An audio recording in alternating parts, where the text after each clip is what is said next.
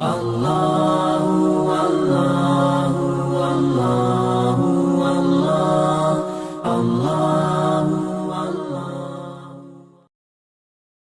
بسم اللہ الرحمن الرحیم، الحمدللہ رب العالمین، والصلاة والسلام علی رسولہ الکریم۔ معزز و محترم ناظرین اکرام، السلام علیکم ورحمۃ اللہ وبرکاتہ۔ یہ ماہ سفر مظفر چل رہا ہے۔ اس ماہ کے اندر جہاں ہم کسی کام کے انجام دینے کو منحوس سمجھتے ہیں، وہیں ایک دوسری چیز ہمارے اندر یہ ہے کہ ہمارے معاشرے کے کچھ لوگ خدا کی ذات پر یقین رکھنے کے بجائے، تقدیری فیصلے پر توکل کرنے کے بجائے، اللہ پر بھروسہ کرنے کے بجائے ایک ایسی چیز پر بھروسہ کرتے ہیں جو معاشرے میں بدشگونی یعنی فال کے نام سے جانی جاتی ہے۔ دراصل فال کا مطلب یہ ہوتا ہے کہ کسی اچھی یا بری چیز کو دیکھ کر اپنے کام کے ہونے یا نہ ہونے کی توقع ہونا، یعنی امید پیدا ہونا۔ اور فال دو طرح کا ہے، ایک نیک فال، دوسرا برا فال۔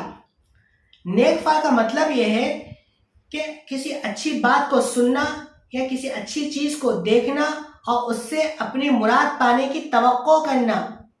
جیسے کوئی شخص بیمار ہے، اس کو اس بات کا شک ہے کہ میں بیماری سے اچھا ہوں گا یا نہیں ہوں گا، میں صحت مند بنوں گا یا نہیں بنوں گا۔ اور اسی حالت میں کوئی آدمی مریض سے کہنے لگے کہ یا سالم، اے سلامتی پانے والے۔ اب وہ بیمار آدمی اب اس لفظ سے یہ فال نکالے کہ میں بیماری سے سلامتی کے پاس جاؤں گا، صحت مند ہو جاؤں گا۔ اس طرح کرنا نیک فال ہے۔ اور برے فال کا مطلب یہ ہوتا ہے کہ بری بات سن کر یا بری چیز دیکھ کر اپنے کام میں اس کو رکاوٹ سمجھنا، یا یہ سمجھ کر اس کام کو چھوڑ دینا کہ یہ کام نہیں ہوگا کیونکہ میں نے ایک بری چیز دیکھی ہے اور بری بات سنی ہے۔ اس طرح کرنا بدفالی ہے۔ نیک فال ہمارے لیے جائز ہے اور برا فال ہمارے لیے ناجائز ہے، بلکہ نیک فال لینا مستحب ہے۔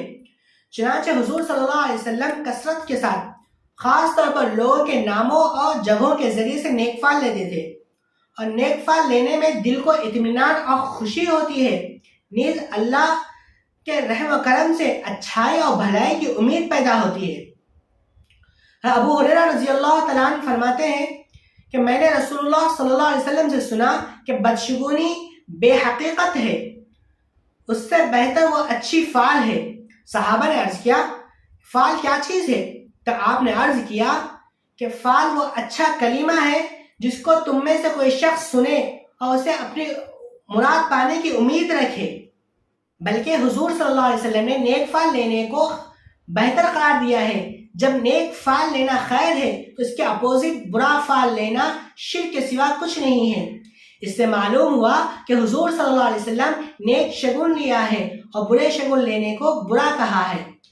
حضرت عبداللہ بن مسعود رضی اللہ تعالیٰ عنہ کی روایت ہے کہ اللہ کے رسول صلی اللہ علیہ وسلم نے فرمایا کہ بدشگونی لینا یہ شرک ہے، اور یہ بات آپ نے 3 مرتبہ فرمائی ہے۔ اور ہم میں سے جو بھی شخص ایسا ہوتا ہے تو اللہ تعالیٰ اس کو اس پر بھروسہ اور اعتماد کرنے سے روک دیتا ہے۔ حدیث کی کتابوں میں کثرت سے ایسے حدیثیں مل جائیں گی کہ جو حضور صلی اللہ علیہ وسلم نے ایک ہی بات کو 3 مرتبہ بیان کیا ہے۔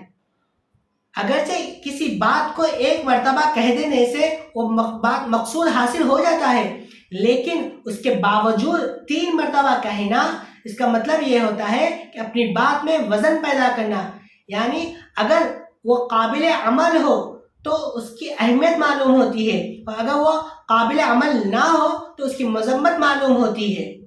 حضور صلی اللہ علیہ وسلم بدشگونی لینا شرک ہے یہ جملہ 3 مرتبہ ارشاد فرمایا، اور اپنی امت کو اس بات پر متنبہ کیا کہ ہر ایک کو اس برے عمل سے گریز کرنا چاہیے، پرہیز کرنا چاہیے اور بچنا چاہیے۔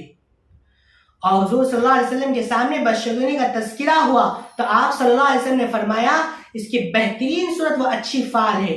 یاد رکھنا کسی مسلمان کے لیے مناسب نہیں کہ وہ کسی کام کرنے کا ارادہ کرے اور کسی چیز کو بدشگونی سمجھ کر اس کام کو چھوڑ دے، اور جب تم میں سے کوئی شخص ایسی چیز کو دیکھے جس کو وہ ناپسند کرتا ہو تو یہ دعا پڑھ لے، اللہم لا یأتی الحسنات الا انت ولا يرفع السيئات الا انت ولا حول ولا قوة الا باللہ. یہ حدیث سے یہ حقیقت کھل کر سامنے آ گئی کہ بدشگونی کو بنیاد بنا کر محض کسی شک کی وجہ سے کسی کام کو چھوڑ دینا نہیں چاہیے، بلکہ اللہ تعالیٰ پر توکل کرتے ہوئے، یہ بھروسہ کرتے ہوئے اور یہ یقین رکھتے ہوئے کہ ہر اچھائی کو لانے والا بھی اللہ ہی ہے اور ہر برائی کو دور کرنے والا بھی اللہ ہی ہے، اور اپنے کام کو جاری رکھنا چاہیے اور برے فعل سے ہم کو بچنا چاہیے. اللہ تعالیٰ ہم کو سمجھنے اور عمل کی توفیق نصیب فرمائے. آمین. وآخر دعوانا الحمدللہ. اللہ اللہ اللہ